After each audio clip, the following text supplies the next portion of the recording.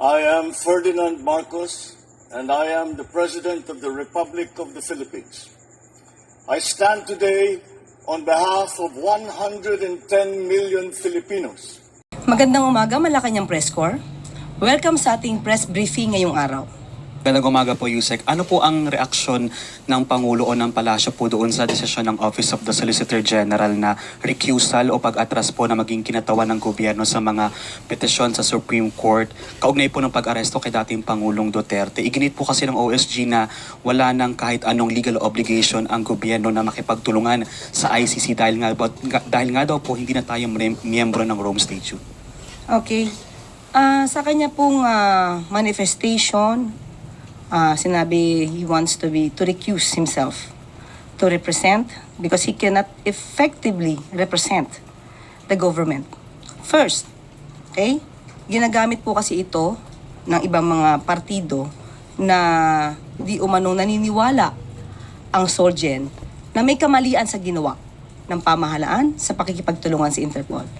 Maliwanag po kung inyong nabasa ang manifestation po ni Solgen Maynardo Guevara. Binanggit lamang po niya na siya po ay naniniwala na walang jurisdiksyon ang ICC sa Pilipinas. Yan din naman po ang tinura noon pa ng Pangulo. Pero hindi po niya nabanggit kailanman sa kanya manifestation na mali ang pakikipagtulungan ng gobyerno sa Interpol. Yun po. So, kung hindi po niya kakayanin ipagtanggol ang gobyerno, ang mga opisyal po ng gobyerno na tumugon sa Interpol, siguro sa kanya pong damdamin lamang po yun. One follow-up lang po, ma'am.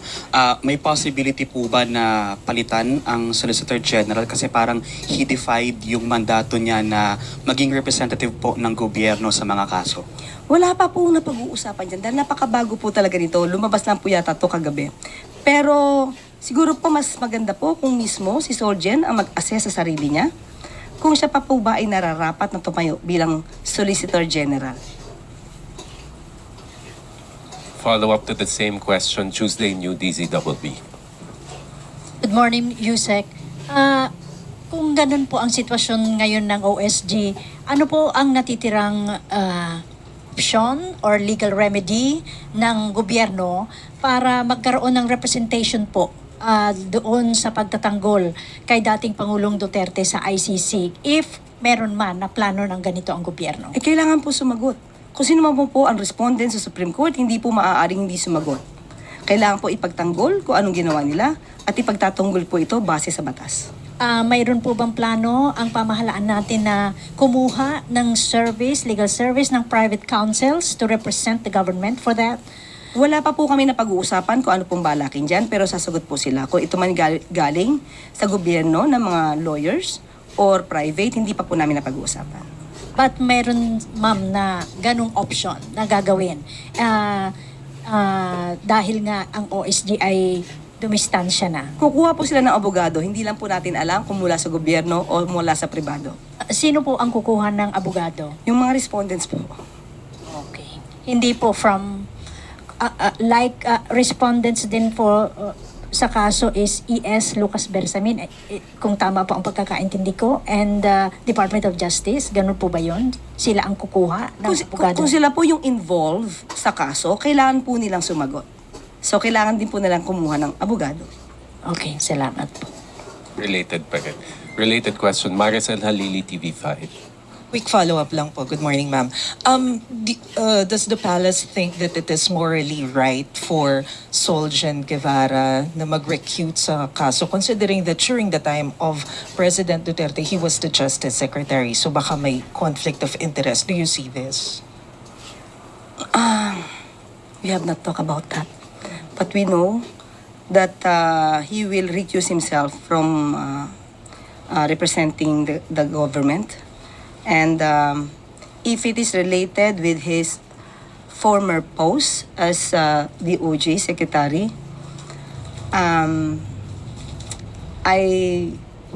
we have not yet discussed about that. Follow up, Ivan Mayrina, GMA Integrated News. Attorney Panelo views this act by the Solgen as a win as in fact something that strengthens their case, questioning the jurisdiction of the ICC. Your reaction to that? Of course, he will make that statement favorable to their case or to their position. When in fact, it's very clear from the statements, from the statement of Sergeant Guevara that he's only discussing about the jurisdiction of the ICC. And that is also the pronouncement of the President that the ICC has no more jurisdiction over the Philippines. So there's nothing wrong with that. But never did Mr. Solgen mention that he is against the cooperation of the government with the Interpol. So how could it be used against the government? Eden Santos, Net 25. Good morning po, Yusek. Sinabi po ni dating presidential spokesperson Harry Roque na hihingi siya ng political asylum sa Netherlands regarding po dun sa kinakaharap niyang kasong human trafficking at saka yung arrest warrant from the House of Representatives. Ano pong take natin dito? Makaka-apekto po ba ito doon sa mga kinakaharap niyang kaso dito sa bansa? Hindi naman ito makaka-apekto. Unang-una po, magpapile pa lang po yata siya ng petition at hindi pa naman po ito nag-grant. Tandaan po natin, bago po ito mag-grant, dapat mapalabas niya po na may well-founded fear of political persecution. Tandaan din po natin na mga ebidensyang nakalap ng PAOK at the time ay bigla na lang lumapag sa harapan ng PAOK without even any effort.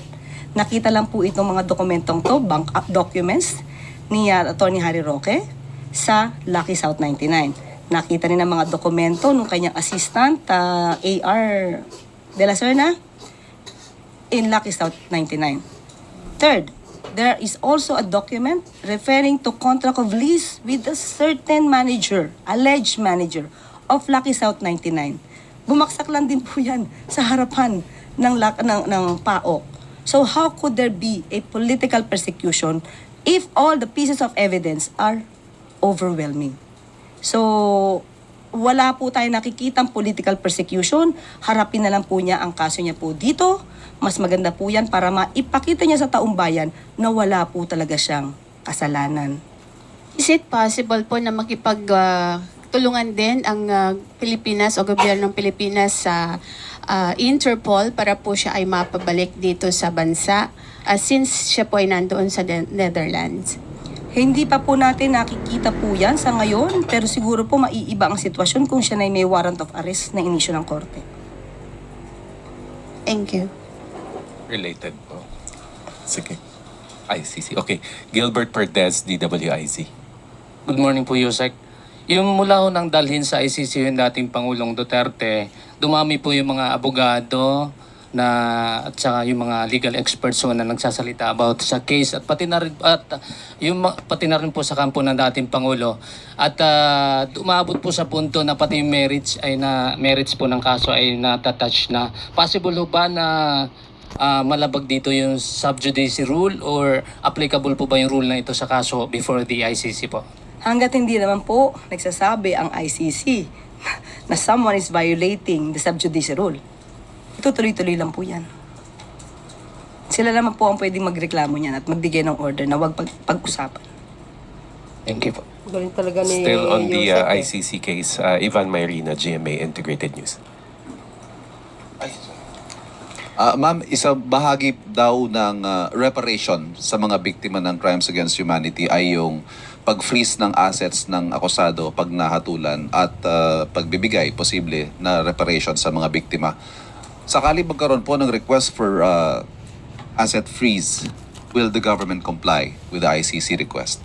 Okay.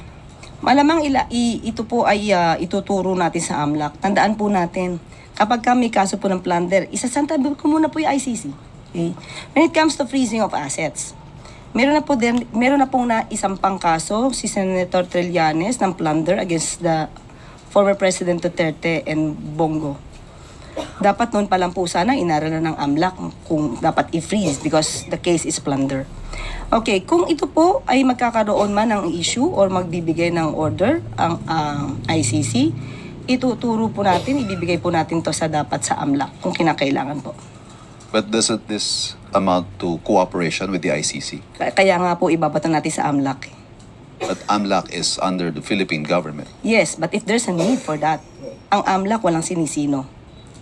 So kung kinakailangan po, para po mabigyan ng reparation, damages, kung sino man ang masasabing na biktima, din kailangan pong ibigay ang hustisya. It doesn't matter if the request comes from the ICC whose jurisdiction we do not recognize. Yes, because dapat natin ibigay kung anong dapat na maibigay na hustisya. Thank you. Kat Domingo, ABS-CBN. I'm just bringing back the discussion on the Solgen.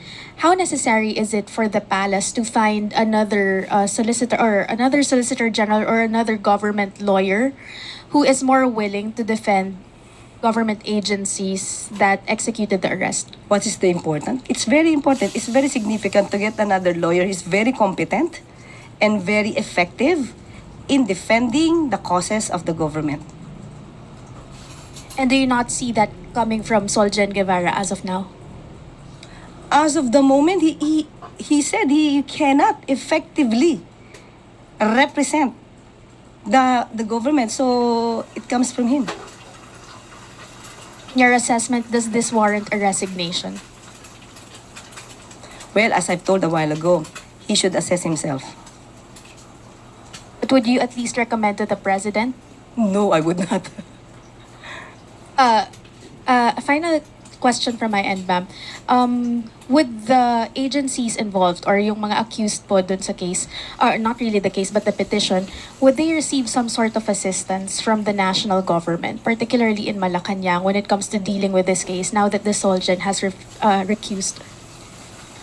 If it talks about official duty, I believe it should be the assistance from the government should be given, considering that it is official duty. They are not performing in their private capacity. Yusek, babalikan ko lang yung ICC. Yung Malacanang ba, it shares the view na yung kaso ng mga pagpatay na nangyari before we withdrew from the Rome Statute, may jurisdiction yung ICC doon? Okay, magandang katanungan yan. Una, ang sinabi kasi ng Pangulo is walang jurisdiction ngayon. Ngayon, totoo naman po walang jurisdiction ng ICC ngayon. Pero kung pagbabasihan po natin ang sinabi ng Supreme Court sa kanila naging decision, although it's an obiter dictum, but still, pronouncement pa rin ng Supreme Court na lahat po na nangyari na krimen na sakop po ng ICC at ayon din po sa Rome Statute na naganap prior to the withdrawal from the Rome Statute, meron pong jurisdiction ang ICC.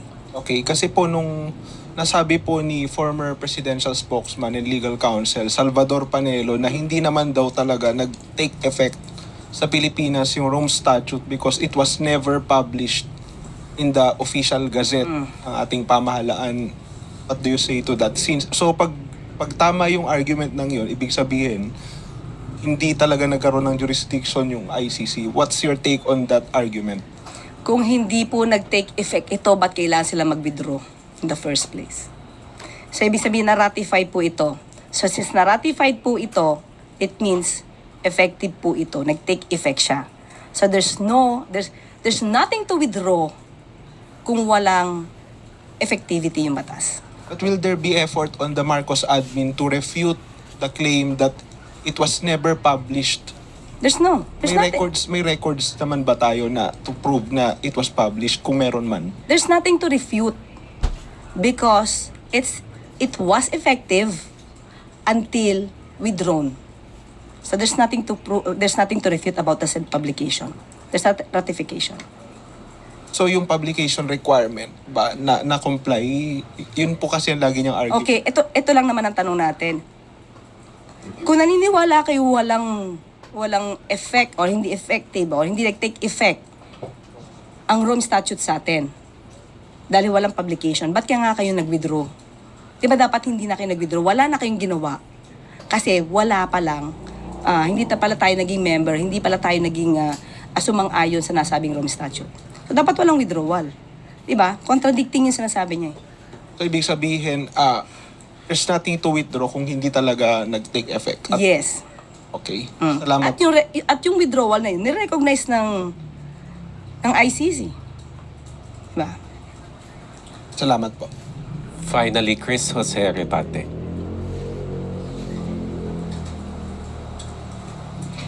Morning, ma'am. Yes, ma'am. May kumakalat po sa social media na may mga ilang OFWs ang pinupunit po yung picture ng mahal na Pangulo kasama po si First Lady. Ang sa kanila po, tinraidor daw po ng administrasyon ang Duterte, si former President Duterte at mga supporters nito. Reaction po, ma'am. Okay, hindi ako hindi ako magbigay ng aking opinion tungkol do sa social media na nagpakita na nagpupunit ng picture. Hindi ko alam kung valid yan or what. Doon tayo sa pagtatraidor na lang, ha? Okay, yung pagtatraidor sa Pangulong Duterte at mga supporters. Unang-una po, ano po ba dapat paano po nila masasabing nagtraidor? Kung tayo naman po ay tumutupad, uulitin po natin, tumutupad lamang po sa ating commitment na makipag-coordinate, makipag-cooperate sa Interpol. Pangalawa, hindi po pagtatraidor kung tayo man po ang kapwa nating Pilipino na siyang nagrereklamo ng madugong pagkitil ng buhay. Tama. Mabibigyan din po ng hustisya kung madidinig po ang panig ng dating Pangulong Duterte. May pagtatraidor din po ba kung mismo tayo ay nagbibigay ng tsansa para ma-enjoy, no? Ni dating Pangulong Duterte yung due process na pinagkait niya dati sa mga biktima ng EJK. So, sabi nga po nila, uulitin natin, buti pa nga po si dating Pangulong Duterte, yung mga pulis na nagsagawa po ng pag-aresto, hindi po sinabi na i-encourage si dating Pangulong Duterte na lumaban na lamang. Binigyan po siya, tinirato po siya, hindi lang bilang isang ordinaryong Pilipino, kung hindi dating Pangulo. Thank you po. Thank you for your questions. Thank you, Yusek Claire. At sa kanyang pagbisita sa Eastern Visayas nitong Biyernes, sinabi ng Pangulo na sa bagong Pilipinas, palalakasin ang internet access doon, lalo na sa mga liblib na lugar, bilang bahagi ng pagsisikap ng gobyerno na mapalawak ang reliable internet connection sa rehiyon. Sa naging pagpupulong ng Regional Development Council, sinabing may bagong sistema ang gobyerno upang mapabuti ang internet access sa mga geographically isolated and disadvantaged areas. Dito maaaring magtayo ng mga tower o gumamit ng bagong teknolohiya para makapagbigay ng internet service kahit sa malalayong isla gamit ang satellite. Bukod sa internet connectivity, tinalakay rin ang iba pang issue sa rehiyon tulad ng supply ng tubig at kuryente, infrastruktura at serbisyong pangkalusugan. Tiniyak ng Pangulo ang patuloy na pagsikap ng kanyang administrasyon para mapabuti ang pamumuhay sa Eastern Visayas. Samantala, pinangunahan naman ni Pangulong Marcos Jr. ang oath-taking ng mga bagong miyembro ng Local Amnesty Boards of Eastern Visayas sa Tacloban City.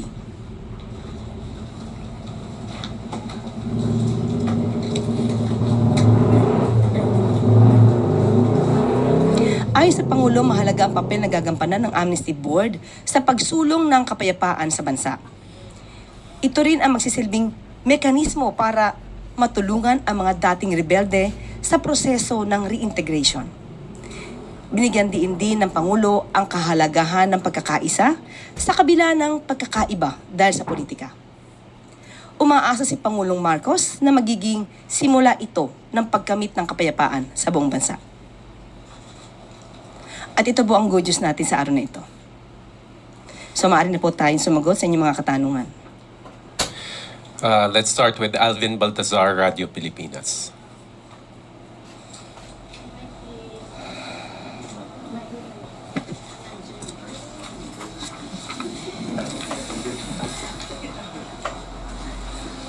Yusek, magandang umaga po. Good morning. Napag-uusapan yung internet connectivity. Ano ba yung mga challenges na kinakaharap dito sa pagpapatupad ng internet connectivity, lalo na doon sa mga remote area, sa mga liblib na lugar? Of course, hindi ganun kadali ito. Lalo na sinabi mo nga, liblib na lugar. So, kinakailangan talaga dito ng infrastruktura. At nabanggit din po na tayo ay maaari makipag-ugnayan, makipag-collaborate sa mga pribadong korporasyon para po maisakatuparan ito. I was about to ask that, Yusek, yung partnership natin doon sa, sa private sector. Meron po. Opo. Salamat po, Yusek. Clay Pardilla, PTV. Good morning po, Yusek Claire. The government envisions the Philippines as an investment hub. How does bringing internet access to GIDAS accelerate this vision? Thank you po. Of course, nowadays, using internet is not just a luxury. It's a necessity.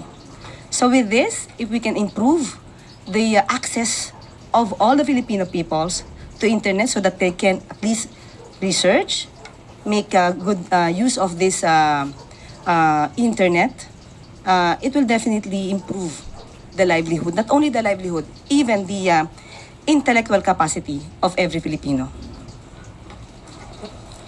Raquel Bayan, Radio Pilipinas. Good morning, Yusek. Doon naman po sa naging meeting ni Pangulong Marcos doon sa Eastern Visayas, nabanggit rin po sa kanya yung ilang problema sa lugar tulad ng water and energy supply infrastructure, tsaka yung sa health. Ano po kaya naging directive ng Pangulo? Ito po ay talaga pong pinagtutuunan ng Pangulo ang Eastern Visayas, lalo po't nakita na po niya ang personal kung ano po talagang pangangailangan ng mga kababayan po natin sa Eastern Visayas. Sinabi po natin kanina sa magandang balita po natin na talaga pong pagtutuunan ng pansin kung ano man ang pagkukulang sa nasabing lugar.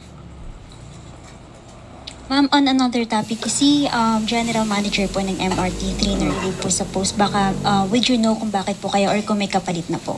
Ang sabi po sa atin ay nakapagsabita po yata ng listahan, nakapagsabita po sa PMS at hinihintay na naman po kung sino po ang maaaring maging susunod na GM sa MRT. Listahan, meaning may shortlist, ma'am. Meron na po. Ilan po kaya yung pangalan na? Wala po akong personal knowledge pero naisabita po ito. Pierre Pastor, Bilyonaryo News Channel. Hi, Attorney. This question is from yesterday, Bas. Wala po ba talagang repercussions yung ginagawa nating pag-assist?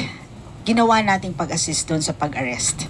Like yung we provided the airplane, mga ganun po. Wala po ba itong magiging masamang epekto? Mas magkakaroon po ng repercussion kapag po hindi tayo tumugon sa ating obligasyon na makipag-cooperate sa Interpol.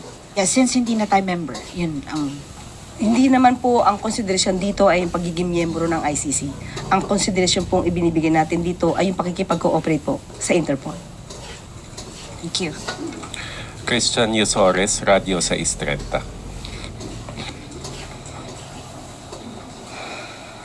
Good morning po, Yusek. Kahapon po kinasuhan ng QCPD-CIDG ang isang police vlogger ng inciting to sedition at paglabag sa Cybercrime Prevention Act dahil sa kanyang mga partisan post sa social media. Sinabi niya rin po directly kay Pangulo na kahit presidente ka pa ng Pilipinas, kung mali yung iutos mo sa akin, hindi kita susundin. Sino ka ba para sundin ko? Yun yung sabi niya sa kanyang vlog. Nakarating na po ba ito kay Pangulong Marcos? Ano pong reaction niya or any reaction po? Kahit sino naman po sigurong Pangulo, mabibigla po sa tinuran ng sinasabing opisyal, uniform personnel. Alam po natin na pagka uniform personnel, dapat po impartial at non-partisan. So, doon pa lamang po ay may violation na po siya.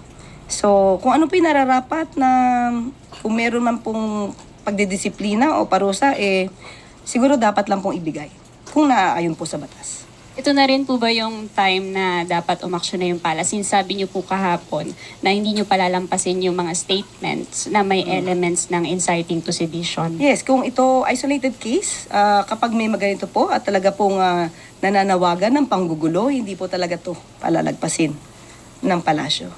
Thank you po. Ann Soberano, Bombo Radio. Yusek, good morning. Is the palace aware po sa ongoing investigation ng House of Representatives regarding po sa BARM sa paggamit po ng 6.4 billion na local government support fund kung saan ang sabing pondo binibigay po daw sa mga paborito nilang barangay. So ano po yung pahayag dito ng Malacanang? May kinalaman ba ito sa pagpalit sa pwesto kay Chief Minister Ibrahim? Actually po, alam po natin na may nangyayari po na hearing at yan po ay ating nirerespeto dahil katungkulan naman po nila na magsagawa ng hearing at ito po may kinalaman din sa kanilang oversight function. So kung ano po yung maiimbestigahan dyan ay talaga pong nararapat lamang na bigyan ng pansin at itama ang dapat na itama. Wala po itong kinalaman sa pagpapalit po ng interim chief minister dahil mismo po si Sir Ibrahim mismo ang nagsabi na kaya po siya bibitaw ay dahil magko-concentrate po siya sa BARM parliamentary election. So, yun po yun. Wala pong kinalaman ng pagpapalit sa ICM. Thank you, ma'am. Eileen Taliping Abante.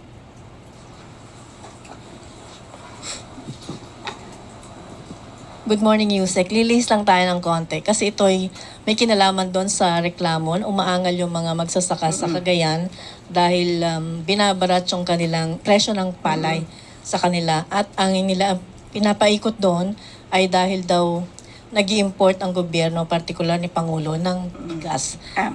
Yes. Okay. Ano po ang reaksyon ng palasyo dito? Okay. Base po sa records, nakausap po natin si Secretary Kiko Laurel. Base po sa records po, mababa po ang importasyon po na atin, no? Hindi po totoo na dahilan po ito yung pagbaba po ng pagbibili sa mga magsasaka ay bumababa ang bili ng palay. Hindi po dahil sa importasyon. Dahil mababa po, ayon sa records, mas mababa po ang pag-i-import natin ngayon as compared sa nakaraan. Ganito lang po, ang mangyayari po dito, malamang po, ang sabi sa akin ni Secretary Kiko, ang namamayagpag po dito yung mga local traders. So, ang magiging rekomendasyon po namin ay makipagtulungan po muna yung mga magsasaka doon sa local government units po para po madala po ito sa NFA buying station. Bumibili po ang NFA ng 23 to 24 dry. Yan po ang sabi sa atin. At tinanong din po natin bakit hindi po tayo diretso. Pwede naman po diretso ang mga farmers magpunta sa NFA buying station. Ang problema lang malamang po ng mga farmers natin ay wala pong sasakyan. Pero ayon po sa ating secretary, meron na po tayong ginagawang procuring po ng trucks. At hindi lamang po siguro ngayon kasi ngayon po lang pa nagkakaroon ng bidding para po pag nagkaroon na po tayo ng sasakyan ay diretso na po natin yung mga farmers at hindi na po sila mahirapan na mabenta ang kanilang palay sa NFA. Thank you, ma'am. So yun mga kababayan, napakinggan nyo yung mga tanong at sinagot ni Yusek Castro. Alam nyo yung sinasabing pagta-tridor sa dating Pangulo. I don't think so na tridor yun. Bakit? Legal po yun eh. May warrant of arrest ang dating Pangulo galing sa ICC. Ipinatupad lang po ng Malacanang kung ano po ang obligasyon sa Interpol. Yun lang naman yun po eh. Paano mo sasabi na tridor? Eh ba yung ginagawa ni dating Pangulong Digong? Pinapatay without due process yung namatay sa Ejeke. Di ba pag tridor din yun? Tsaka isa pa ha, yung pag-appoint niya dati kay Michael Yang bilang economic advisor, na kung tutuusin, bawal sa batas yun, isang banyaga, tapos drug lord pa. Tapos sasabihin niya, I hate drugs. What the heck? Di ba guys? Di ba pang ano yun? Pang betrayal yun sa mamamayang Pilipino, yung ginagawa ni dating Pangulong Digong. Alam niyo, sa totoo lang, lahat sa kanila, wala silang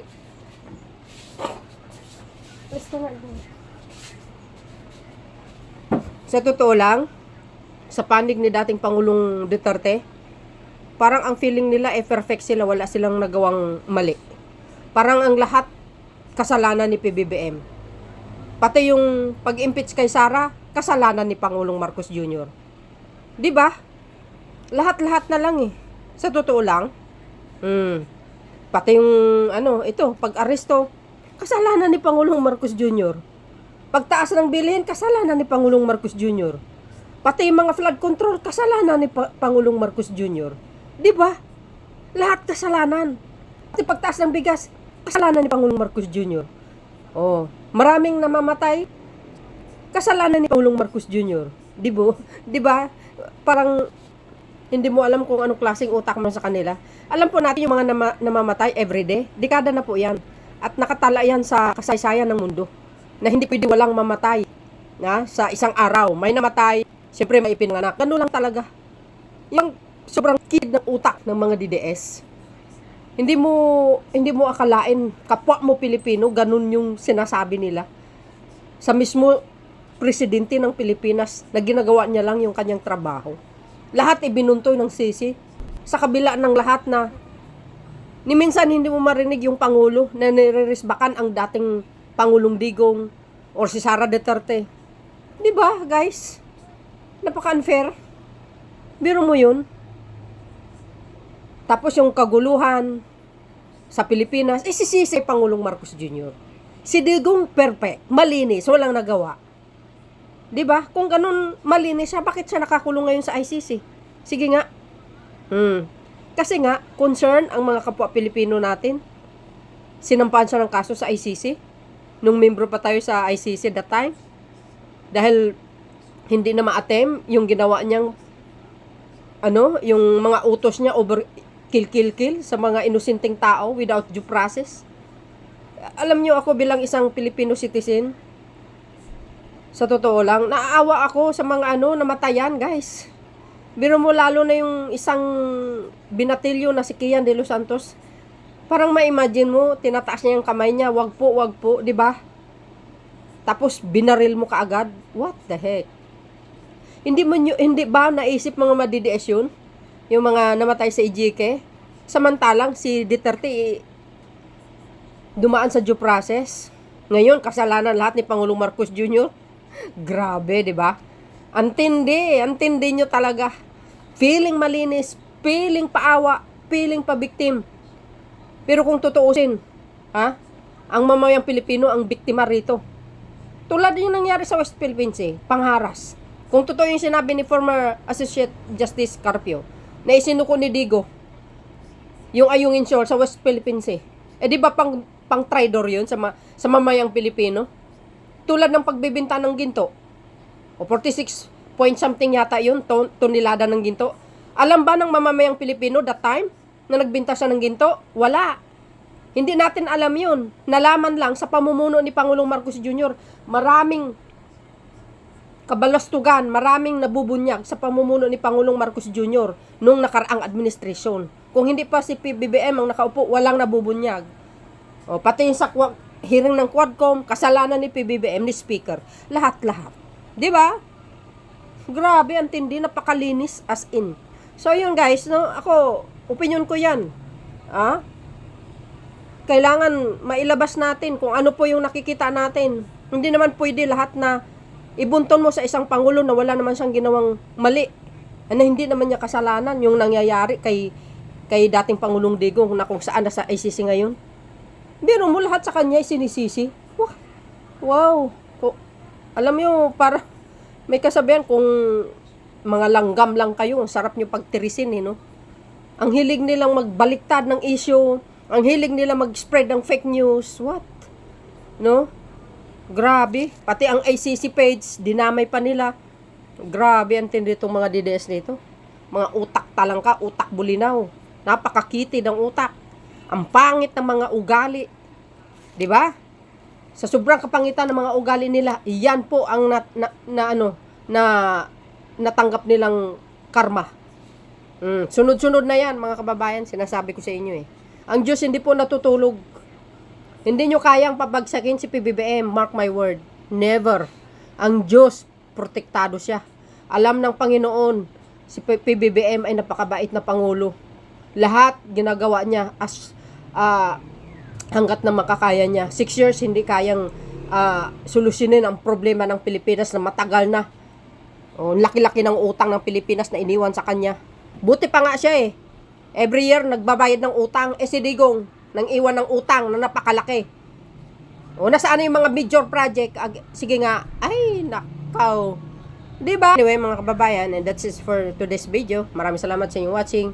Tuloy-tuloy ang support natin sa ating mahal na Pangulo. Walang iwanan, no? Shout out sa mga Marcos loyalists and supporters, Filipinos and OFW. Maraming salamat sa inyong suporta, mga bes. Thank you. Bye. And babus. God bless Philippines.